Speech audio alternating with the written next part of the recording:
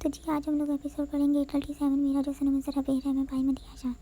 जैसे इसरा ने ये सवाल किया, शाहत ने रोहान की तरफ देखा था। क्यों ना कि हीरे उसके बाप के लिए खास हैं और वो हीरे किसी भी कीमत पर हम लोग उनको देने वाले नहीं। अब के रोहान ने बोलते इकरार को अपनी तरफ मंजूरी दिया। तुम क्या जानते हो सफियान सफारी के बारे में? इकरार ने रोहान को सवाल रखा। बहुत कुछ, मैं तब से जानता हूँ जब से मुझे कोई समझ भी नहीं थी।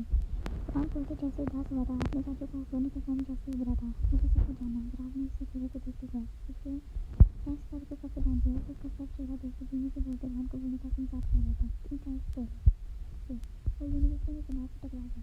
वो दिन आज मेरे लिए सबसे बुरा दिन था। शायद तनाव उस दिन कभी भी भूलने गई नहीं होती। वो 3 साल पहले हॉस्टल यूनिवर्सिटी में ड्रग्स मैनेजमेंट करने आया था। और बातों से तनाव से टकरा गया।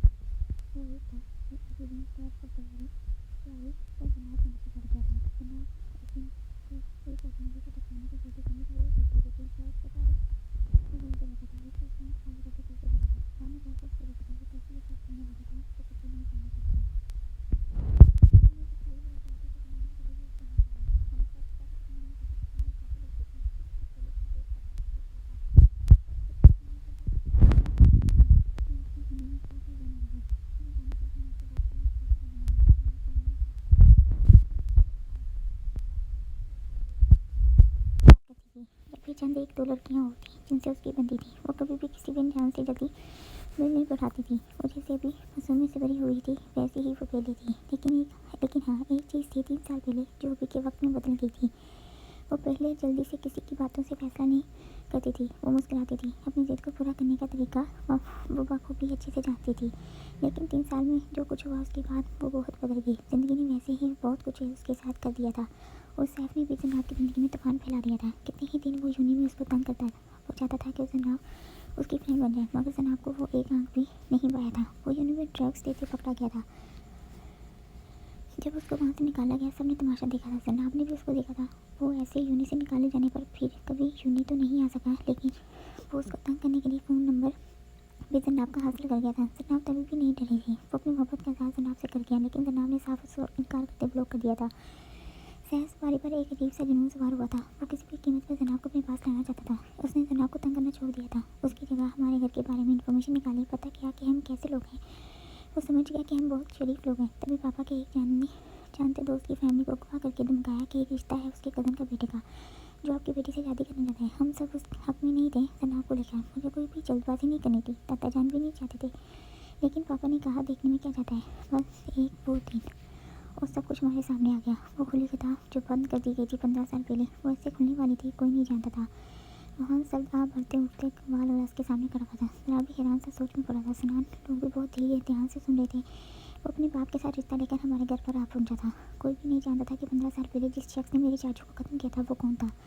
अगर कोई जानती थी सिर्फ जनाब जानती थी। जैसे जनाब ने सैफ सफारी को देखा वो शौक सफियान सफारी को देखा वो शौक हुई थी। उससे पहले वो कुछ बोलती वो उसके बाप को देखते एकदम डरी थी। उसको क्या हुआ था उस पल में हम में से कोई भी नहीं समझ सका था। वो सफियान सफारी को देखते चीखते डरते सोफे के पीछे ही छुपने की कोशिश करने लगी। मैं दादा जान हम सब घबराते तेजी से उसकी तरफ लगे थे। उसको क्या हुआ कुछ समझ नहीं आई थी, जबकि वो ऐसे ही इतनी डरती हुई उससे बेगानी हो गई थी। हम सब उसको हॉस्पिटल ले गए थे। 3 दिन तक वो वैसे ही बेहोशी के आलम में रही थी। हमें कुछ भी समझ नहीं आ रही थी। उसको ऐसे एक बार पहले ही बचपन में 2 बार हुआ था, लेकिन जब से होश संभाला था कभी भी ऐसा नहीं हुआ था।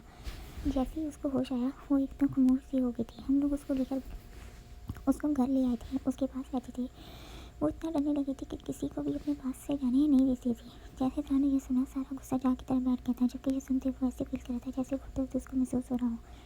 दादाजान ने जनाब की हालत देख रिश्ते से इनकार कर दिया था। सैफ सफारी को आग सी लगी थी और दूसरी तरफ उसका बाप वो जनाब की हालत को देख समझ गया था कि उसको देखते ही जनाब को कुछ हुआ था।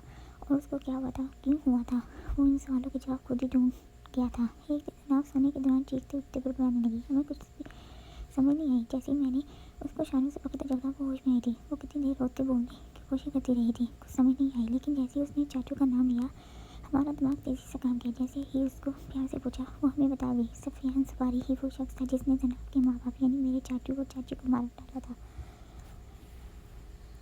मुझे उसको मौत दिलवानी थी। हमने कितना कुछ किया, लेकिन कोई भी सबूत हमारे पास नहीं था। इसलिए मेरे दोस्त ने मेरी मदद की। दूसरी तरफ सफियान सफारी को भी पता चल गया कि वो एक बार फिर से हमारे घर नाज होगा कि जो कुछ 15 साल पहले वो भूल जाते हैं और नई तरह से ज़िंदगी में आगे बढ़ते हैं। जन्नाब की शादी सैफ से कर दें और हीरे शाफा से उसको दे दिए जाएँ। दादा जान ने 15 साल की बर्बाद सफ़ियान सफारी पर निकाल दी थी और उसको जलील करके कैसे निकाल दिया था। सफ़ियान सफारी को आग लग गई थी। अब उसको हर हाल में बदला लेना था। वो सैफ को बोल गया कि जन्नाब को अगवा कर लो और जो भी उसके साथ करना चाहते हो करो और उसको उसके दादा के घर के बाहर फेंक दो। रूहान बोलते बोलते जैसे कर्ज में आया था। आवाज़ खुद ब खुद ही धीमी हुई। वो कब से याद करते आंखों को बंद करते खोल गया।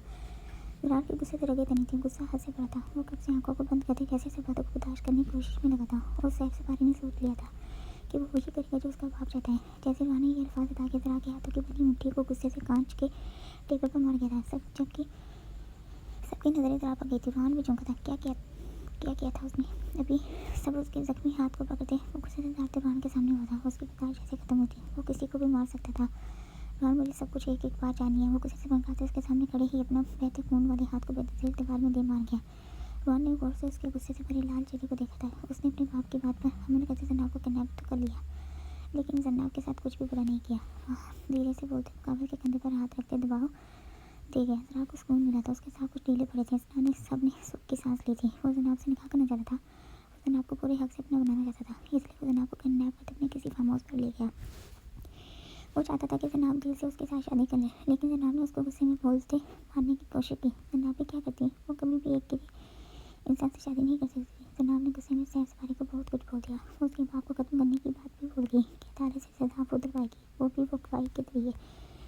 सैफ सफारी जो आराम से काम लेते जनाब को समझाना चाहता था वो एकदम अपने आपे से बाहर हुआ। वो गुस्से से जनाब को बढ़ते अंधेरे से भरे रूम में बंद कर गया। 2 दिन तक उसको वहीं बंद रखते खाने से बगैर सजा दी थी। हमने कितनी जगहों पर ढूंढा था। हमें बिल्कुल भी समझ नहीं आ रही थी कि क्या करें। एक तरफ हम लोग जनाब को ढूंढने की कोशिश कर रहे थे तो दूसरी तरफ सैफ सफारी की सजा ने जनाब को जिस अंधेरे से खौफदारी हुआ था वो जिस हाल में थी वो हम लोगों ने बिल्कुल भी नहीं सोचा था। 2 दिन वो ये सजा देखते भी खुश नहीं हुआ था। वो तो जैसे जनाब को ख़त्म करने पर सवार हो गया। उसको जानने क्या हुआ था अचानक से कोई कुछ भी नहीं बता सकता। वो जनाब को अंधेरे से निकालते अगर कुछ पूछ रहा था तो बस हीरे कहाँ रखे हैं वही सवाल पूछ रहा था। जैसे जनाब जल्दी ये बोलती कि उसको कुछ नहीं पता तो वो कभी उसको पानी में कितनी देर तक चेहरे पर बोला तो कभी उसको अंधेरे से मारता। जब तक हम लोग उस तक पहुँचे जनाब की हालत हद से ज़्यादा बिगड़ चुकी थी। मैं अपनी उनकी दोस्त से मदद से वहाँ गया था। जैसे मुझे मौका मिला मैंने सैफ के सर को पकड़ते उसे से लॉन में पड़े एक पत्थर में मारते उसको 2 साल की नींद सुला दिया। जनाब को वहाँ से तो ले गए हम लेकिन उसकी खुशियाँ जैसे वहीं दफन हो चुकी थी। वो पहले जितना कम डरती थी उसके बदले अब वो डरने लगी थी। सफियान सफारी ने बोल दिया कि वो कभी भी जनाब को अपने हाथ से जाने नहीं देगा। दादा जान को दिन रात जनाब की फिक्र रहने लगी। वो जनाब की हालत को देखते अंदर ही अंदर खुद बीमार होते चले गए।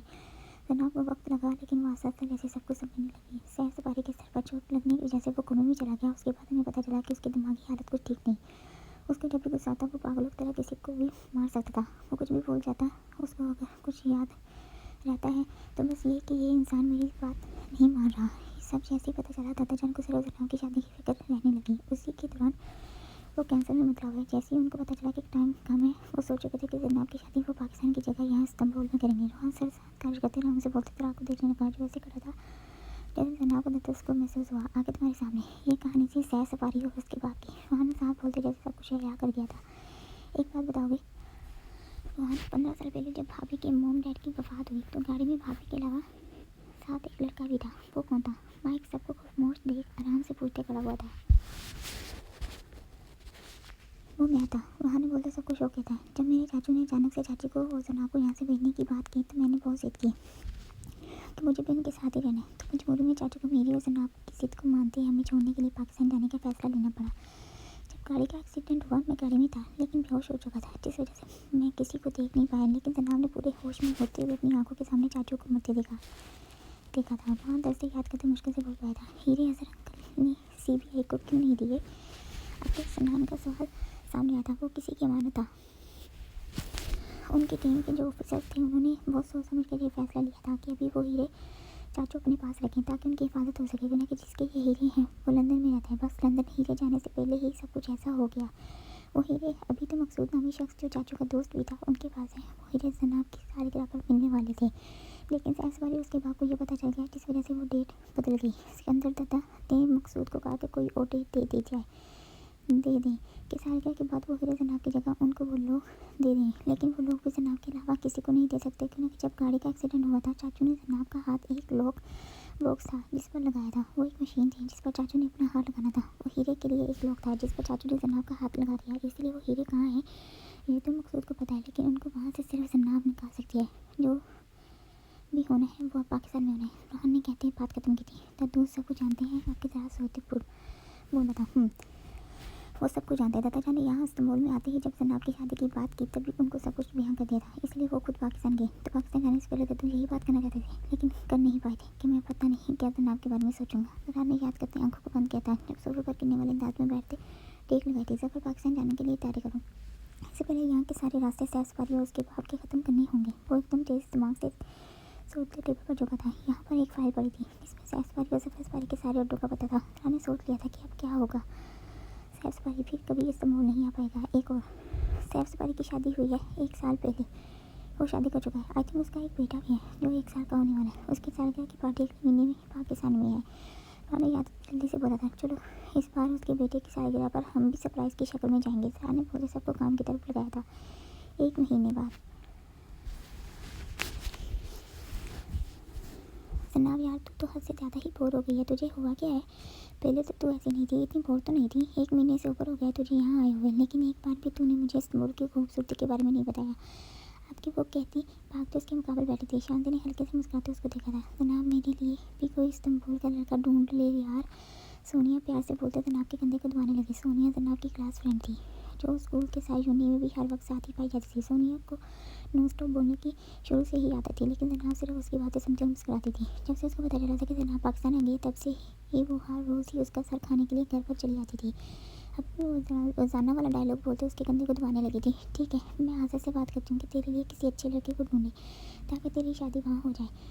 हर रोज़ वाला जनाब अपना डायलॉग बोलते उठी थी। हाँ हाँ शांति जो पहले हल्के से मुस्कुरा रही थी जनाब के भाषण कहकर लगाते महफूज हुई थी। सोनिया ने गुस्से से उसको देखते कुछ उठाते मारा था। जनाब उसको रूम में जैसे ही छोड़ते बाहर बालकनी में गई थी। 1 महीना गुजर गया था लेकिन एक बार भी जरा ने कॉल नहीं की थी। दिल चाहता था कि उसको कॉल कर ले लेकिन गुस्से में दिल को झटकते वो भी खामोशी से बस रोते चुप हो जाती। जना बेटा क्या हुआ, तुम हर रोज़ की तरह यहाँ क्यों खड़ी हो गई? सिकंदर रुखानी प्यार से उसको देखते करीब आए थे। ऐसे ही दादा जान मुझे अच्छा लगता है। वो धीरे से बोलते हल्के से मुस्कुराने की कोशिश करने लगी। सिकंदर रुखानी ने बहुत से उसको देखा था। तुम दिन ब दिन बहुत कमज़ोर होती जा रही हो, कोई परेशानी है तो मेरा बेटा अपने दादा जान से बोल लो। वो प्यार से संजीदगी से विस्तार करने लगी। तो जनाब ने धीरे से मुस्कुराते उनको देखा था। नहीं दादा जान मैं ठीक हूँ, मुझे क्या परेशानी हो सकती है, बस ऐसे ही मौसम खूबसूरत सा लग रहा है तो सोचा कि यहाँ कुछ वक्त गुजार लूँ। जनाब इनके साथ लगे जैसे उसको बेवकूफ़ करने में कामयाब हुए थे। चलो आज का दिन है यहाँ गुजार लो, क्योंकि जो सरप्राइज़ तुम्हारे लिए मैंने तैयार किया उसके बाद तो तुम मुझे उम्मीद है कि यहाँ नजर नहीं आओगी। वो प्यार से माथे पर बोझ लेती गई। जनाब उनकी सरप्राइज़ वाली बात पर उड़ी थी। क्या करूँ, कैसे सबको बताऊँ कि मेरे साथ एक और दिल की सांस ले रही है। जनाब सबसे ज़्यादा इसी बात को लेकर परेशान थी। वो जाकर भी खुश नहीं रह पा रही थी। 1 महीना हो गया था इस बात को, लेकिन वो जाकर भी किसी को नहीं बोल पाई थी। क्या मेरी याद तुम्हें नहीं आती जरा? क्या तुम्हें मुझसे इतनी सी मोहब्बत थी? जनाब मगरिब की नमाज़ पढ़ते ही टेरेस पर चली आई थी। हर रोज़ की तरह वो अपने फ़ोन पर ज़रा की तस्वीर को सामने की मुखातिब थी, जबकि साथ आंखों से बहते आंसू भी गालों पर गिरते। वो कैसे रह रही थी वो खुद भी हैरान थी। उसका दिल रोते ही जा रहा था। वो जाकर भी खुद को संभाल नहीं पा रही थी। वो आसमान की तरफ देखते गुस्से से फ़ोन को बंद कर गई थी। जैसे उसको याद आया था कि जरा ने उसको छोड़ काम को अहमियत दी थी। वो गुस्से से फ़ोन को देखते पड़ी थी। क्यों सामने आए हो, क्यों नहीं चैन से रहने देते मुझे? वो गुस्से से सामने खड़ी उसको देखते चीखी थी। दर्द जोर रोज़ की तरह बढ़ा था। चले जाओ यहाँ मेरे सामने से, नहीं देखना मुझे तुम्हें। वो जरा को अपने सामने महसूस करते दाढ़ी थी, जबकि रोते वो बोलते धीरे धीरे उसकी तरफ बढ़ी थी। तुम्हें क्या लगता है हाँ वैसे मेरे सामने आने से तुम्हें मैं माफ़ कर दूँगी? नहीं करूँगी। वो अपना दुपट्टा शानों पर दोस्त करते मुकाबले के सामने आई थी। सराहने ने गौर से उसके ब्राउन आंखों से देखा था। वो पहली बार उसको ऐसे शर्माए सपने देख रहा था। वो सच में उसके सामने खड़ा हुआ था। जनाब को बिल्कुल भी एहसास नहीं हुआ था। उसके मुताबिक वो उसका अक्स है जो हर रोज़ महसूस करती थी।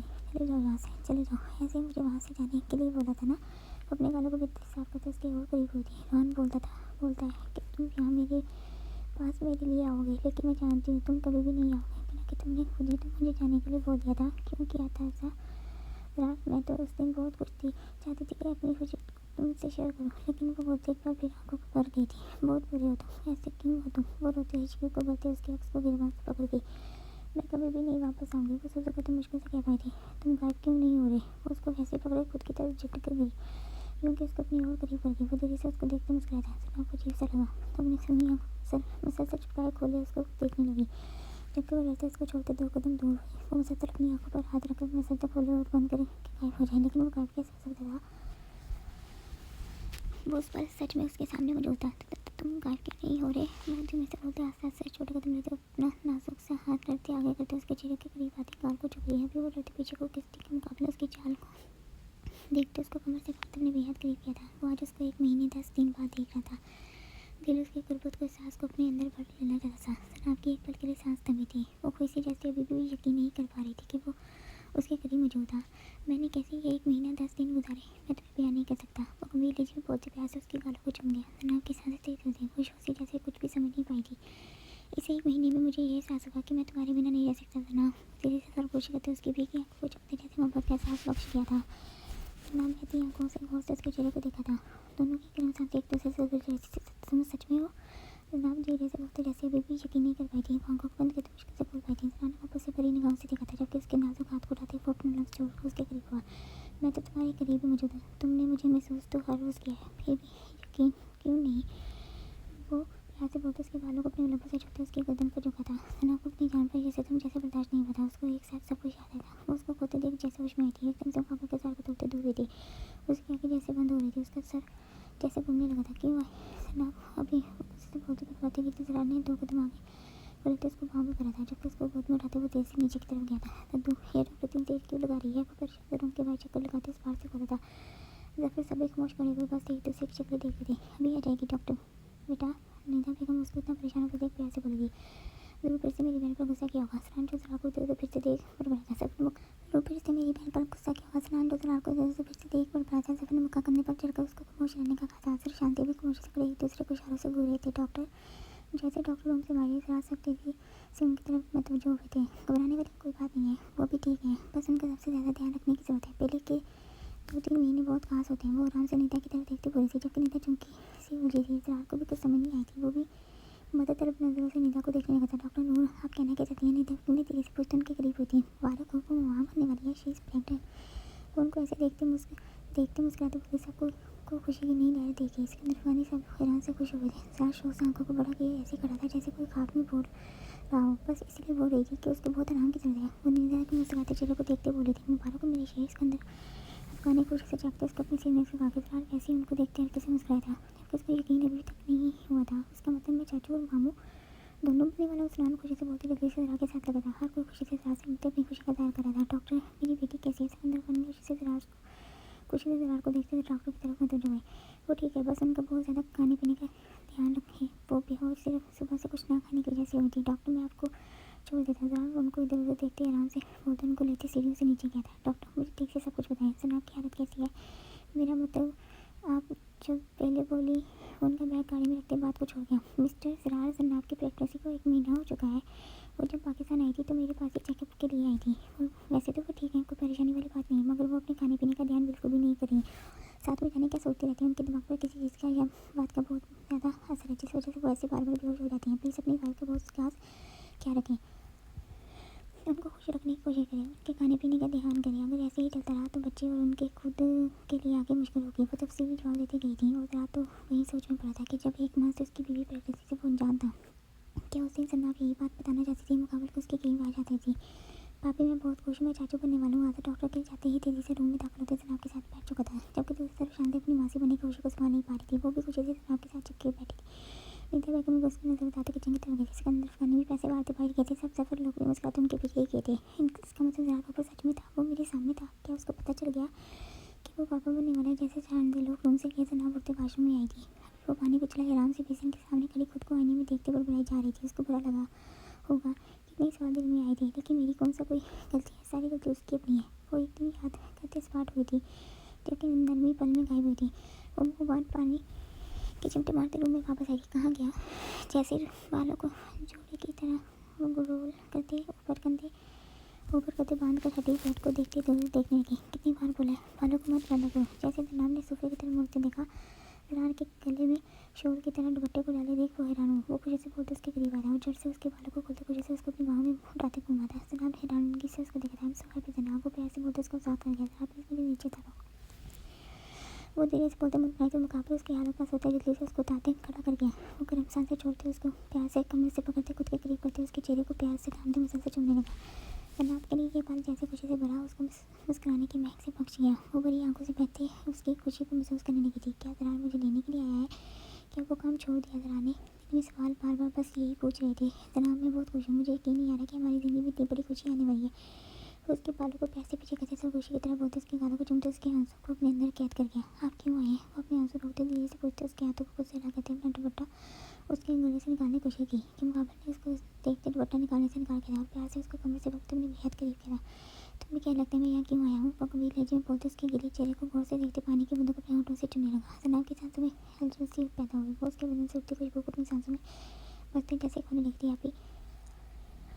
अभी जरार खोता या कुछ और करता शांति की आवाज़ रूम के बाहर से सुनते उसको छोड़ते उसका दुपट्टा जल्दी से उसके गले में डालने लगा। जनाब ने उसको ऐसे तेज़ी से काम करते देख मुझे अपनी हंसी के कंट्रोल बताया। जब जरार उसको वैसे ही छोड़ते से रूम से बाहर किया था। इस बार जल्दी माफ़ नहीं करूँगी, 1 महीने की सज़ा यही पूरी करूँगी। जनाब फिर से अपने बालों को जुड़ा कर कैद करते सोचते गई थी। जनाब ये क्या बात हुई? देखो मैं माफ़ी भी मांग रहा हूँ।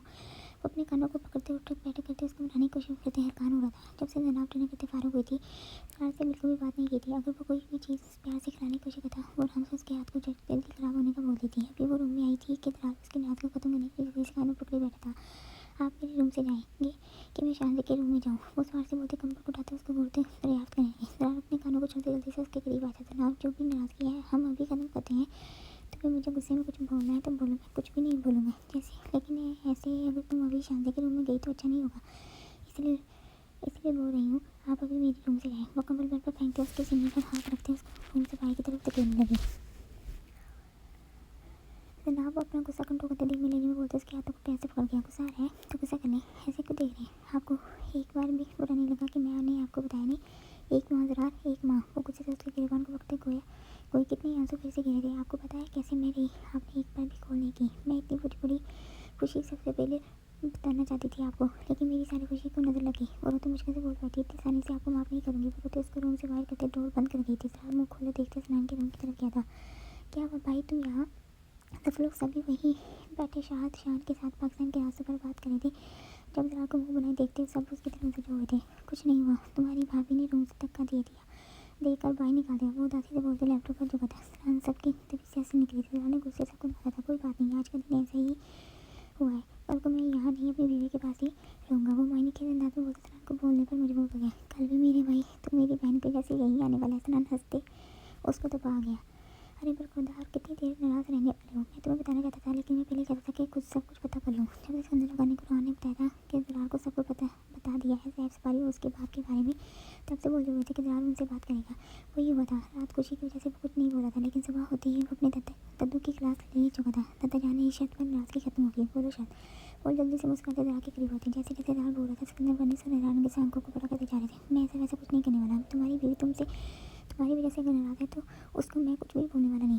एक बात बताओ, ऐसा भी क्या किया तुमने कि वो नाराज़ है? सिकंदर जल्दी जवाब देते अपना सवाल पूछते सवाल क्या दद्दू जान? पहले ही आप अपनी आपकी बेटी को लेकर परेशान हो। आप अपना सवाल आप अब आप सवाल मत करो। आपको पता तो है लड़कियों की आदत बात छोटी छोटी बात पर नाराज़ हो जाती है। वो आराम से बोलते सारी बात जनाब पर डाल गए। ठीक है, अगर आप मेरी मदद नहीं करेंगे तो फिर मैं आपसे नाराज़गी वैसे ही बरकरार रखने वाला हूँ जैसे आपकी बेटी मुझसे नाराज़गी बरकरार रखने वाली है। साहब बोलते उनको सोच में डाल जाने के लिए आगे बढ़ा। रुको ठीक है, मैं वैसे ही करूँगा जैसा तुम चाहते हो। तरफ गानी अपने पोते की बात को मानते सिर्फ करीब होते जरा खुशी से उनको गले लगा गया। जारी